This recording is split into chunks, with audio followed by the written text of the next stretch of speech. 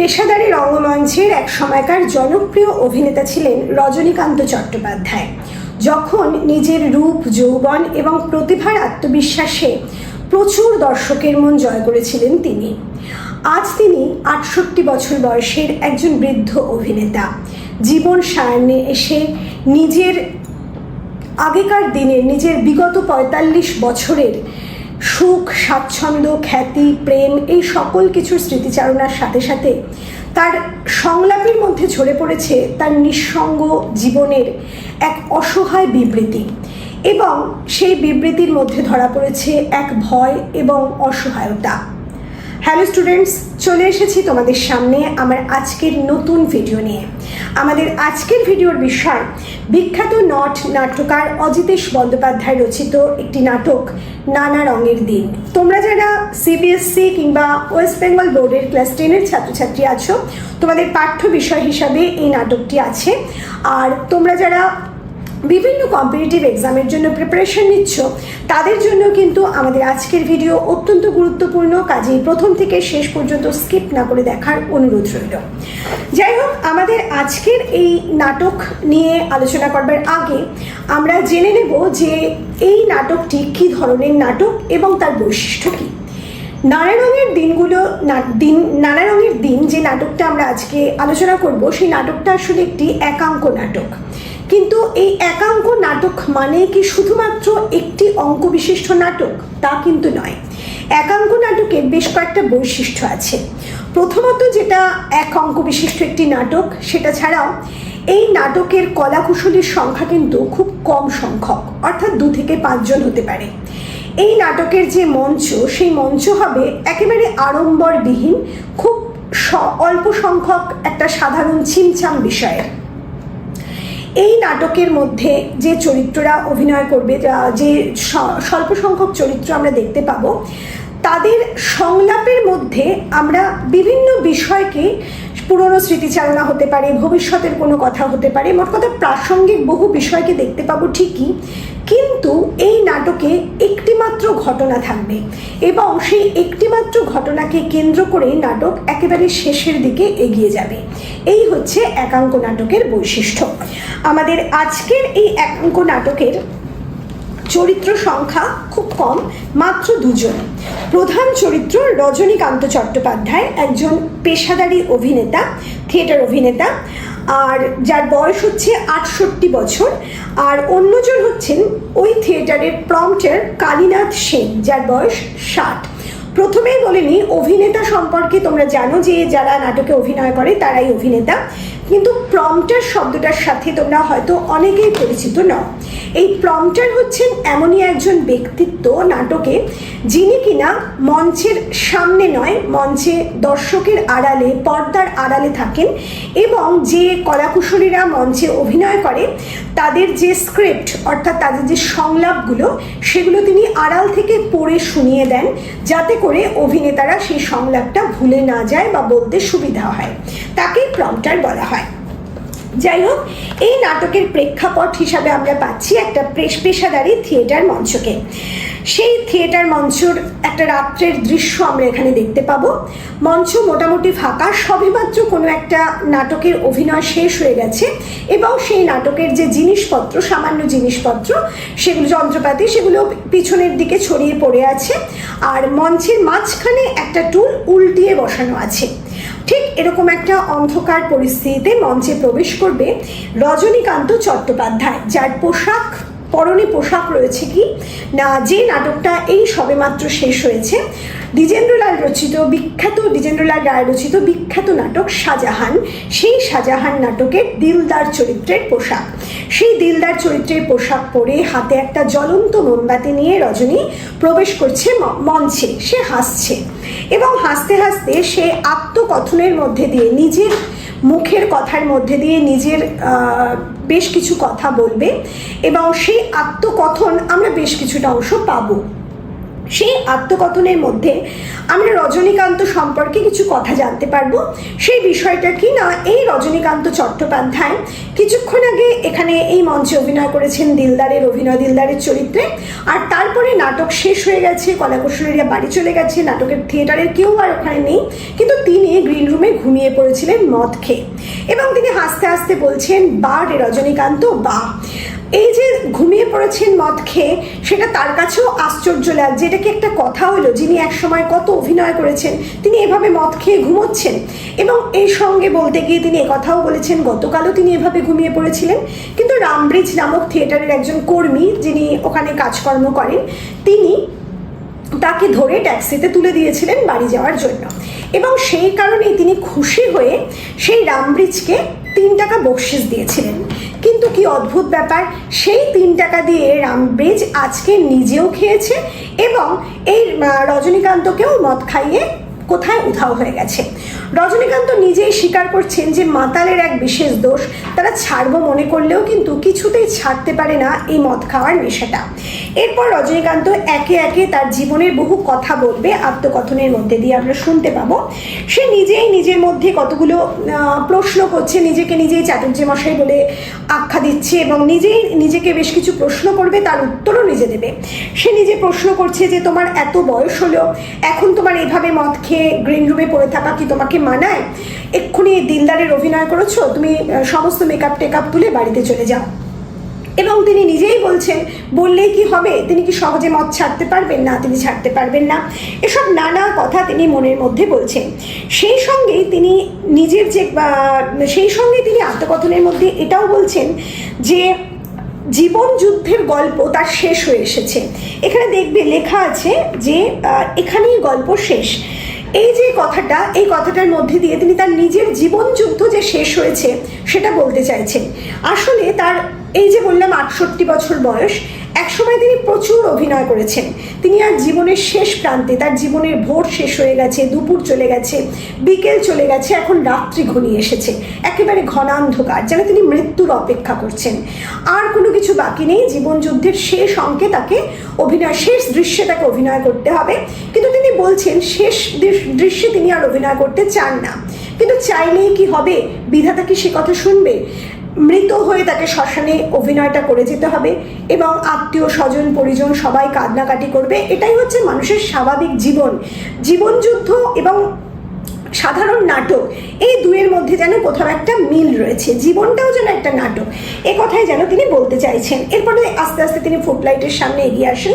তোমরা অনেকেই জানো ফুটলাইট কি, যারা থিয়েটারে গেছো তারা দেখবে যে মঞ্চে একেবারে দর্শকের সামনের দিকে, মঞ্চ যেখানে শেষ হচ্ছে দর্শকের দিকে, সেখানে কতগুলো লাইন দিয়ে নিচের দিকে থাকে, মানে পায়ের কাছে লাইট থাকে, যে লাইটগুলো সরাসরি ওপর দিকে লক্ষ্য করে লাগানো থাকে, তাকে ফুটলাইট বলে। সেই ফুটলাইটের কাছে তিনি এগিয়ে আসছেন। এগিয়ে এসে তিনি বলছেন যে সামনে দর্শক আসনের দিকে তাকাচ্ছেন, কোনো দর্শক সেখানে নেই, শুধু অন্ধকার আর কিচ্ছু নেই। তিনি তখনও আবোল তাবোল বকতে থাকছেন নিজের মনের মধ্যে, এই সমস্ত কিছু বলছেন। এবং ঠিক এমন সময় দেখা যাচ্ছে তিনি এই নিজের মনে কথা বলতে বলতে উইংস দিয়ে বেরিয়ে যাবেন। উইংস কি সেটাও বলি। তোমরা জানো যে নাট্যমঞ্চ যেখানে তৈরি হয় বা যে কোনো থিয়েটারের নাট্যমঞ্চের গ্রিন রুম থাকে, এবং মঞ্চে ওঠানামার জন্য দুদিকেই দুটো পথ থাকে, দরজা থাকে। দরজা তো নয়, পর্দা দেওয়া থাকে, কালো রঙের পর্দা মূলত থাকে। সেই পর্দাকেই বলা হয় উইংস। এখানে সেই উইংস দিয়ে সবেমাত্র তিনি বাইরে বেরিয়ে যেতে চাইছেন, এমন সময় মঞ্চে প্রবেশ করছে কালীনাথ, ওই যার কথা বললাম, কালীনাথ সেন, প্রম্পটার, যার বয়স কত না 60 বছর। প্রথমে কালীনাথকে দেখে তিনি প্রচণ্ড ভয় পেয়ে যান, আটকে ওঠেন, বুঝতে পারেন না কি বলেন কে। তারপরে কালীনাথ তাকে বলে যে সে কালীনাথ, তিনি চিনতে পারেন কালীনাথ প্রম্পটারকে।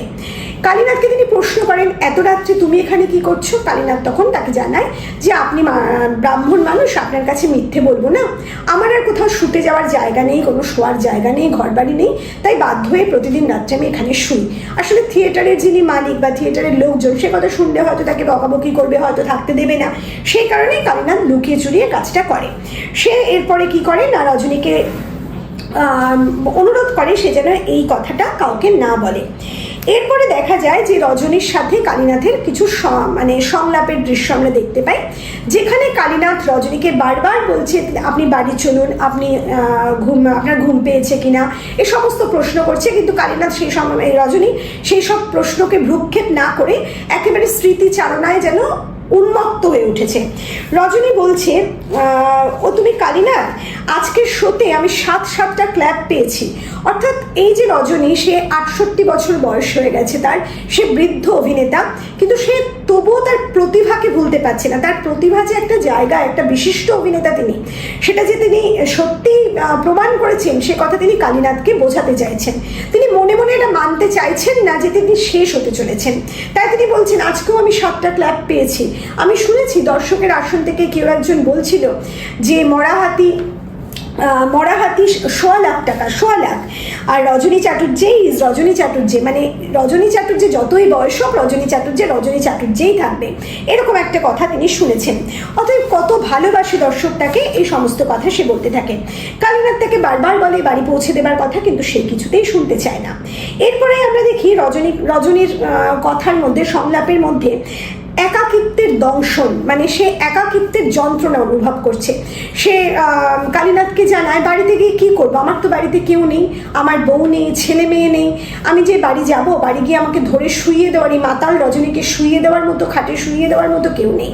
সে দুঃখ প্রকাশ করে। কালীনাথ বলে, এইসব নিয়ে আপনি দুঃখ করছেন? আপনি কত বড় একজন অভিনেতা, কত নাম যশ খ্যাতি কুড়িয়েছেন এক সময়। কিন্তু রজনী বলে, আমি কি মানুষ নই? অভিনয় শেষে আমিও তো একজন রক্ত মাংসে গড়া মানুষ, আমারও তো শিরা দিয়ে রক্ত বইছে, যে সেই রক্ত তো মানুষের রক্ত, তাহলে আমারও তো দুঃখ হয়, আমারও তো অভিমান হয়। এই কথাগুলো সে বলতে চাইছে। আসলে এই কথা সত্যি, যারা অভিনেতা, যারা মঞ্চের অভিনেতা হোক, চলচ্চিত্রের অভিনেতা হোক, তারা প্রত্যেকেই তো আসলে মানুষ। তাদেরও তো রোগ শোক দুঃখ যন্ত্রণা সব কিছু থাকে। তারা যদি দিনের শেষে একা হয়ে পড়ে, বিশেষ করে বৃদ্ধ বয়সে, যখন তাদের রূপ নেই, যৌবন নেই, অভিনয় করবার সেই দক্ষতা নেই, সেই প্রতিভাকে তারা হারাতে বসেছে, সেই সময় তো তাদের একজন প্রিয় মানুষের খুব প্রয়োজন, যা রজনীর কিনা নেই। যাই হোক, এরপর রজনীর সাথে কালীনাথের আরও সংলাপ চলে। সে তার সংলাপের মধ্যে দিয়ে বোঝা যায় যে মানুষের যে রূপ যৌবন, সেই সমস্ত কিছু কিন্তু চিরকালীন নয়। মানুষের যে খ্যাতি যশ, সেগুলোও চিরকালীন নয়। একটা না একটা সময় সেগুলো সব কিছুই হারিয়ে যাবে। আসলে এই যে কালো স্রোত এগিয়ে চলছে, সময় এগিয়ে চলছে, সময় কিন্তু বড় সাংঘাতিক। আমরা যতই অহংকার করি আমাদের রূপ নিয়ে, আমাদের যৌবন নিয়ে, আমাদের খ্যাতি নিয়ে, অর্থ নিয়ে, কোনো কিছুই কিন্তু থাকবে না। কালো স্রোতে সব কিছুই হারিয়ে যাবে। জায়গা আসলে ছেড়ে দিতে হয়। আজ আমি যে স্থান দখল করেছি, একটা দিন আসবে যখন সেই স্থান আরেকজন দখল করবে। কাজে এটা চলতেই থাকবে। এটাই যেন উঠে আসে এই সংলাপের মধ্যে দিয়ে। এরপরে কালীনাথের গায়ে ভর দিয়ে আমরা দেখি যে রজনী একটু সামনের দিকে এগিয়ে যাচ্ছে। সে হঠাৎ মাঝরাতে ওই স্টেজের ব্ল্যাক যে কালো অন্ধকার, যে সেই দিকে কালীনাথের দৃষ্টি নিক্ষেপ করে এবং বলে, চারদিক কালো অন্ধকারের মধ্যে আজ আমি হঠাৎ আবিষ্কার করলাম, মানে আমার পুরোনো দিনের দিকে ফিরে তাকাচ্ছিলাম, বিগত 45 বছরকে আমি ফিরে দেখছিলাম। এই মঞ্চে কত অভিনয় আমি করেছি, কত দর্শক, কত কিছু। এরপরে দেখা যায় যে সেই কালীনাথকে কথা বলে যে তার ব্যক্তিগত কিছু জীবনের কথা। সে একসময় ব্রাহ্মণ বংশের সন্তান। সে খুব বড় উচ্চ বংশের, রাঢ় বংশে সে জন্মগ্রহণ করেছিল এবং সে কলকাতা, মানে সে পুলিশে চাকরি পেয়েছিল, ইন্সপেক্টর পদে চাকরি করতো সে। কিন্তু সেই চাকরি ছেড়ে দিয়েছিল সে শুধুমাত্র রঙ্গমঞ্চকে ভালোবেসে, থিয়েটারকে ভালোবেসে, অভিনয়কে ভালোবেসে। তার মনে হয়েছিল অভিনয় তার জীবন। সে অভিনয়কে এতটাই ভালোবাসতো যে সেই কাজ, সেই একটা বাধা জীবন এবং নিশ্চিত জীবনকে সে এক কথায় ছেড়ে এসেছিল এই অভিনয়ের জন্য। কিন্তু আজকে সেই অভিনয় ছেড়ে হয়তো তাকে চলে যেতে হবে। সে কথা বলতে বলতে সে বলে, তার জীবনে শুধুমাত্র এই যে পুরনো স্মৃতি, সে ইন্সপেক্টর ছিল, অভিনয় এসছে, তাও নয়। তার কিন্তু এক সময় প্রেম ছিল তার জীবনে, নারী ছিল, সেই সমস্ত কিছু কিচ্ছু নেই। সে বলে যে সে যখন অভিনয় করতো, প্রচণ্ড দক্ষ অভিনেতা, সেই সময় বহু দর্শক তার প্রশংসা করেছে। সেই সময় কোনো একটি মেয়ে তাকে রঙ্গমঞ্চে আলমগীরের অভিনয় করতে দেখেছিল এবং সেই আলমগীরের অভিনয় করতে দেখে তার প্রেমে পড়ে মেয়েটি। এই মেয়েটির কথা বলতে গিয়ে এই মেয়েটির কথা বলতে গিয়ে রজনীকান্ত জানিয়েছে যে মেয়েটি কিন্তু বড়লোক বাবার সন্তান, অর্থাৎ ধনী ঘরের সন্তান। যাই হোক, মেয়েটিকে কিন্তু নিজে রজনীকান্ত কোনো প্রস্তাব জানায়নি কখনোই। আসলে মেয়েটি নিজেই এসে আলাপ করেছিল সেদিনকার সেই খ্যাতি যশ মাথায় তোলা যে রজনীকান্ত, তার সাথে। সে একজন নায়ক, তাকে দেখতে ভালো, সারা মঞ্চ কাঁপাচ্ছে, দর্শকরা তাকে নিয়ে উন্মাদনায় একেবারে আচ্ছন্ন। তার সাথে যেচে আলাপ করেছিল সেই মেয়েটি, এবং তার সাথে আস্তে আস্তে তার সম্পর্ক গড়তে শুরু করে। এবং অনেকদিন পর যখন সেই মেয়েটির, এবং সেই সঙ্গে সেই কালীনাথকে সেই মেয়েটির রূপ সৌন্দর্যেরও বর্ণনা দিয়েছে, তার চুলের বর্ণনা দিয়েছে, তার মুখের হাসির বর্ণনা দিয়েছে, সেই সঙ্গে তার ভেতরকার আগুনের বর্ণনা দিয়েছে। কোন আগুন? যে আগুন একসময় রজনীকান্তকে পুড়িয়ে ছাই করে দিয়েছিল, যার ভালোবাসার আগুনে রজনীকান্ত যেন একেবারে পুড়ে গিয়েছিল। তাই সে মেয়েটির কাছে প্রস্তাব দিয়েছিল, এবার আমাদের বিয়ে করতে হয়, তোমার বাবার কাছে একদিন গিয়ে আমরা এই বিয়ের কথা বলবো। কিন্তু মেয়েটি সেদিন তাকে বলেছিল, বিয়ে আমরা অবশ্যই করব, কিন্তু তার আগে তোমাকে অভিনয় ছেড়ে দিতে হবে। আকাশ থেকে পড়েছিল রজনীকান্ত, অভিনয় ছেড়ে দিতে হবে। অবাক হয়েছিল রজনীকান্ত, যে অভিনয় দেখে তাকে ভালোবাসলো সেই মেয়েটি, আজ সেই অভিনয় ছেড়ে তবে তার সাথে ঘর বাঁধতে হবে তাকে।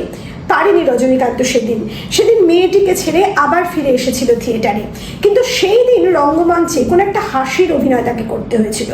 এই স্থানে আমরা বুঝতে পারি যে এই যে অভিনেতা মানে অভিনেত্রীরা থাকেন রঙ্গমঞ্চেই হোক বা চলচ্চিত্রেই হোক, যেখানেই হোক, তারা কিন্তু নিজেদের সুখ দুঃখ সমস্ত কিছু ভেতরে গোপন রাখতে হয় তাদের যখন খুব দুঃখের সময়, তখন হয়তো রঙ্গমঞ্চে দাঁড়িয়ে কোনো সুখের দৃশ্য অভিনয় করতে হয়, হাসির অভিনয় করতে হয়, কারণ তাদের কাজ হচ্ছে দর্শককে খুশি করা। এই স্থানে রজনীকান্ত একটা অদ্ভুত ব্যাখ্যা দিয়েছেন, অদ্ভুত বলবো না, তার জীবনের যে পরিহাস সেটাকে লক্ষ্য করেই তিনি ব্যাখ্যা করেছেন। তিনি বলেছেন, যারা বলে যে এই পেশাদারি রঙ্গমঞ্চের অভিনয় আসলে একটা শিল্প, পবিত্র শিল্প, ব্যাপারটা একেবারে ভুল কথা। মানুষ সেটা মানে না। তা না হলে মানুষ যখন তাকে ঘরের মানুষ করতে পারে না, তাহলে কি করে সেটা পবিত্র শিল্প হয়? আসলে দর্শক আসনে বসে মঞ্চের অভিনেতাদের তারিফ করা, তাদের প্রশংসা করা, এটাই তাদের কাজ। তাদের সাথে এক কাপ চা খাওয়া, তাদের সাথে বসে সময় কাটানো, শুধুমাত্র তাদের পরিচিত লোকজনকে বলার জন্য যে অমুক বড় অভিনেতাকে আমি চিনি, তার সাথে আমার আলাপ আছে। আসলে দিনের শেষে যখন নাটকটা শেষ হয়, তারা বাড়ি গিয়ে কিন্তু তাদের কথা মনে রাখে না, তাদের কিন্তু কখনো তারা স্বপ্নে দেখে না, তাদের বাড়ির একজন মনে করতে পারে না, এমনই ছোট করে তাদের দেখে। এই দুঃখ রজনীকান্তকে যেন অত্যন্ত গভীর শোকাহত করে, এবং সে কালীনাথকে সেই সমস্ত দুঃখের কথা শোনায়। সে বোঝায় যে বর্তমানে আমার ধারণা বদলে গেছে, এবং এই যে ঘটনাটা, যেদিন তার প্রেম চলে গেল তার জীবন থেকে, যে মেয়ের জন্য সে এতটা ভালোবাসা দিতে পেরেছিল, সেই মেয়ে যখন তাকে ছেড়ে চলে গেছে, এক কথায় সে ছেড়ে চলে এসেছে, তখন সে আর কিন্তু বেছে অভিনয় করে না। একসময় সে বাছাই রোলে অভিনয় করত, সে বহু বড় বড় চরিত্র অভিনয় করত, কিন্তু এখন সে বেছে অভিনয় করে না। যে কোনো চরিত্র, যা চরিত্র সে পায়, সেই চরিত্রে সে অভিনয় করে। সেই কারণে নিজেকে তার একটা ভার মনে হয়, তার মনে হয় দর্শককে আনন্দ দেওয়ার জন্য যেন একটা ভার, যেন একটা মোসাহেবের কাজ হচ্ছে এই অভিনেতাদের, তাছাড়া তারা আর কিছুই নয়। এই যে বড় বড় পুরস্কার, এই সমস্ত কিছু, সব কিছু মিথ্যে, এই সমস্ত কথাই সে কালীনাথকে বলতে থাকে। এরপর সে বলে যে তার প্রতিভার অপমৃত্যু ঘটেছে, এবং প্রাক্তন অভিনেতা রজনী চ্যাটার্জি সে যে এখন প্রাক্তন হয়ে পড়েছে, সে কথা কালীনাথকে সে বোঝাতে চায়। এরপরেই আমরা দেখতে পাবো কালীনাথের সাথে কথোপকথনের মধ্যে আরও 5টা নাটকের সংলাপ এই নাটকে উঠে আসবে। সেই 5টা নাটকের মধ্যে আমরা দেখতে পাবো যে মনমোহন রায়ের নাট্যকার মনমোহন রায়ের ঐতিহাসিক নাটক রিজিয়ার সংলাপ আছে, দ্বিজেন্দ্রলাল রায়ের শাহজাহান নাটকের সংলাপ, এবং সেই সঙ্গে আছে ইংরাজি উইলিয়াম শেক্সপিয়ারের 3টে নাটকের সংলাপ। একটা হচ্ছে বিখ্যাত ট্র্যাজেডি নাটক ওথেলো, আছে ম্যাকবেথ নাটকের সংলাপ, এবং শেষ যে সংলাপটি আছে সেটা হচ্ছে রিচার্ড দি থার্ড নাটকের একটি সংলাপ। এখানেই নাটকের শেষ হয়েছে। কিন্তু বহু টিচারকে আমি বলতে শুনেছি যে এই নাটকের সংলাপগুলো শুধুমাত্র এই যে বড় অভিনেতা, মানে নামজাদা অভিনেতা রজনীকান্তের স্মৃতিচারণা। বিষয়টা কিন্তু মোটেই তা নয়। প্রত্যেকটা সংলাপ কিন্তু এখানে রজনীকান্তের জীবনের সাথে খুব গভীর সম্পর্কযুক্ত, সেটাও কিন্তু তোমাদের বুঝতে হবে। সেই সংলাপে আমরা আসবো, তার আগে তোমাদের সামান্য দুটো কথা বলে নিই। যদি আজকের এই আলোচনা তোমাদের ভালো লাগে, তাহলে অবশ্যই আমাদের চ্যানেলে একটা একটা লাইক করে দেবে, কারণ তোমরা যদি লাইক করো তাহলে আমি আরও বেশি করে উৎসাহ পাবো তোমাদের জন্য ভিডিও করার। আর আমাদের ভিডিওর সমস্ত নোটিফিকেশানস সঠিক সময়ে পাওয়ার জন্য আমাদের বেল আইকনটা প্রেস করে অল বাটনটা প্রেস করে দেবে, কারণ তাতে করে সমস্ত ভিডিওর সঠিক নোটিফিকেশানসগুলো সঠিক সময়ে তোমরা পেয়ে যাবে। আর অবশ্যই আমাদের ভিডিওকে শেয়ার করবে। তাহলে চলো আমরা আবার নাটকে প্রবেশ করি। আচ্ছা, প্রথম যে সংলাপটা আমরা পাই সেটা হচ্ছে রিজিয়া নাটকের সংলাপ, মনমোহন রায় রচিত নাটক। সেখানে ওই নাটকের একটা সংলাপ বলছে কে না, এই যে আমরা পাচ্ছি রজনী চরিত্রকে, সে যে সংলাপটা তিনি বলেছেন সেই সংলাপের মধ্যে আমরা দেখতে পাচ্ছি যে বখতিয়ারের যে চরিত্র, বখতিয়ার চরিত্রের সংলাপ তিনি আওড়েছেন। বখতিয়ার কিন্তু মৃত্যুকে ভয় পাচ্ছে না, তার যৌবন, তার যে উচ্ছ্বাস, সে মৃত্যুকে তার কোনো ভয় নেই। রজনীও কিন্তু তার স্মৃতিচারণায় সেই প্রথম দিনে, সেই বিগত দিনগুলোতে মৃত্যুকে ভয় পেত না, সে শুধু এগিয়ে গেছে ওই বখতিয়ারের মতো, সেটা কিন্তু এখানে সে বোঝাতে চেয়েছে। এরপর সে কালীনাথকে জিজ্ঞেস করে, খুব কি খারাপ হচ্ছে কালীনাথ? আমি তো ভালোই অভিনয় করতাম, বলো। এরপরে সে ডিএল রায়ের শাহজাহান নাটকে চলে আসে এবং শাহজাহানের ঔরঙ্গজেব চরিত্রে সে যে অভিনয় করেছে, ঔরঙ্গজেব এবং তার পুত্র মোহাম্মদের যে সংলাপ, সেই সংলাপটা এখানে কালীনাথ এবং রজনীর মধ্যে ফুটে ওঠে। রজনী অভিনয় করে ঔরঙ্গজেবের, মানে সংলাপটা বলে, এবং কালীনাথ মোহাম্মদের সংলাপগুলো বলতে থাকে। এই সংলাপের মধ্যে আমরা দেখতে পাই ঔরঙ্গজেব এবং মোহাম্মদের মধ্যে যে সংলাপগুলো হয় সেখানে পাপ এবং পুণ্যের একটা বিষয় আছে। এখানে বোধহয় রজনী আমাদের এটাই বোঝাতে চেয়েছে, বা আমাদের যিনি নাট্যকার তিনি রজনী চরিত্রের মধ্যে দিয়ে আমাদের এটাই বোঝাতে চেয়েছেন, আমরা একদিন না একদিন শেষ হয়ে যাব, কিন্তু আমাদের কর্ম থেকে যাবে। আমরা যেরকম কর্ম করব আমাদের শেষ জীবনটাও সেরকম হবে। এই শেষ জীবনটা কীরকম হবে সেটা বোঝাতে গিয়ে আমরা দেখতে পেলাম যে ঔরঙ্গজেবের শেষ জীবনের একটা সংলাপ তিনি বলেছেন, রজনী বলেছেন, যেখানে ঔরঙ্গজেব ভীত, সন্ত্রস্ত, সবসময় মনে হচ্ছে যেন কারা তাকে তাড়া করছে, কে যেন আসছে। আসলে তিনি তার ভাইদের সমস্ত হত্যা করেছেন, শাহজাহানকে কারাগারে নিক্ষেপ করেছেন, সেই যে বিষয়গুলো তাকে যেন কুড়ে কুড়ে খাচ্ছে, এ কথাই যেন আমরা দেখতে পাই রজনীর সংলাপের মধ্যে, তার মধ্যে ফুটে উঠেছে।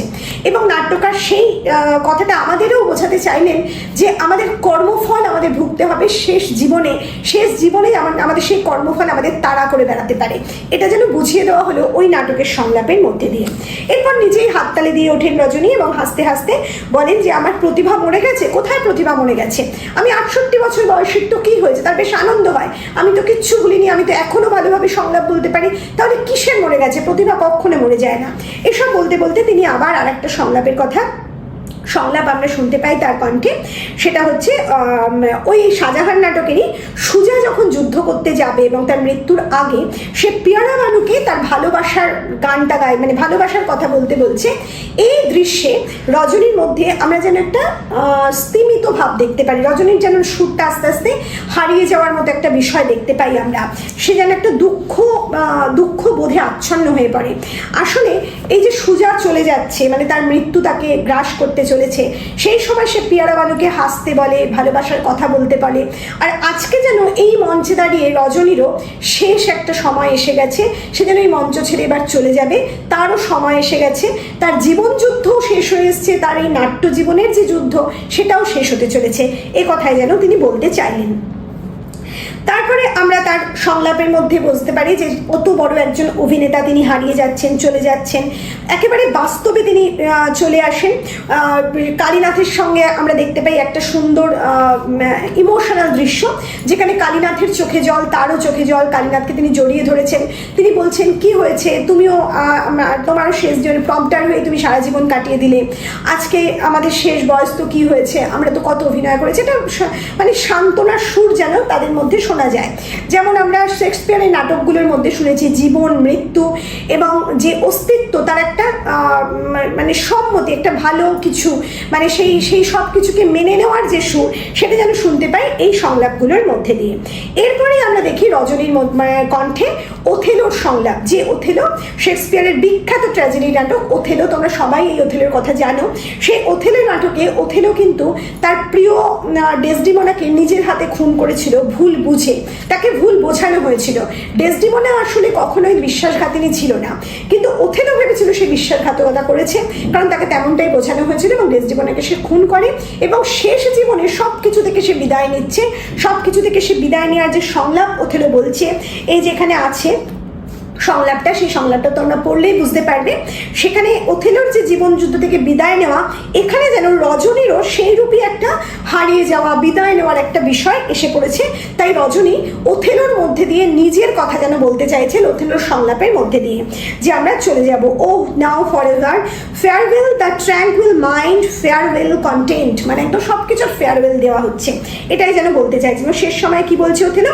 Pride, pomp and circumstance of glorious war, সব কিছুই একটা যেন আনন্দের সাথে গ্রহণ করছে।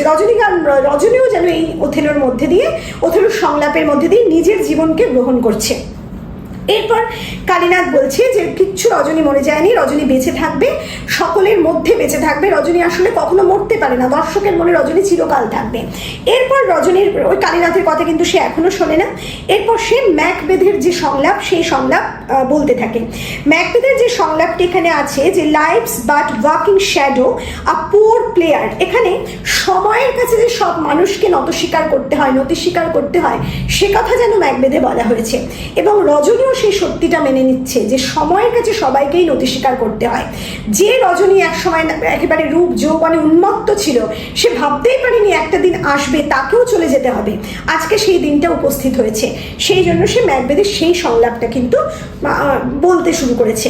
এরপর আমরা দেখতে পাই আস্তে আস্তে কালীনাথ এবং রজনী মঞ্চ থেকে বিদায় নেয় এবং নেপথ্যে ভেসে আসে একেবারে রিচার্ড থার্ডের একটি সংলাপ, a horse my kingdom for a horse. এখানে রিচার্ড থার্ড তার হর্সের জন্য তার সমস্ত রাজত্বকে হারাতে বসেছিল। এবং এখানে আমরা যে রজনীকান্তকে পাচ্ছি, সেই রজনীকান্তের হর্স আসলে কি? তার বিগত যৌবন, যে যৌবন ঘোড়ার মতো ছুটে চলেছিল একদিন, সেই যৌবন আজকে চলে গেছে। সেই কারণে সে রিচার্ড থার্ডের সংলাপ বলে বোঝাতে চাইছে তার হর্সও আজকে হারিয়ে গেছে, তার যৌবন হারিয়ে গেছে, সেও আজকে সমস্ত কিছু হারাতে চলেছে। এবং এখানেই আমরা এই নাটকটা শেষ করব। তাহলে সমস্ত নাটকের মধ্যে দিয়ে আমরা বুঝতে পারছি যে রজনীকান্ত যে বিগত দিনগুলো, বিগত 45 বছরের যে নানা রঙের দিন, সেই দিনের স্মৃতিচারণ এখানে আছে। এবং সেই সাথে প্রত্যেক মানুষের জীবনের যে নানা রঙের দিন, সেই দিনের কথা মানুষকে একদিন না একদিন ভুলতে হবে। একদিন না একদিন তাকে জীবনের শেষ যে সিনটা, নাটকের যে জীবননাট্যের যে শেষ সিন, সেখানে তাকে অভিনয় করতে হবে শ্মশান যাত্রী রূপে। এটাই এই নাটকের মূল বিষয়বস্তু। কাজে নাটকের নামকরণ যেমন সার্থক, সমস্ত দিক থেকে নাটকটা কিন্তু অত্যন্ত ভালো একটা নাটক। তাহলে চলো, আমাদের ভিডিও আজকে আমরা এখানেই শেষ করছি। খুব তাড়াতাড়ি তোমাদের সামনে হাজির হব নতুন কোনো ভিডিও নিয়ে। খুব ভালো থেকো।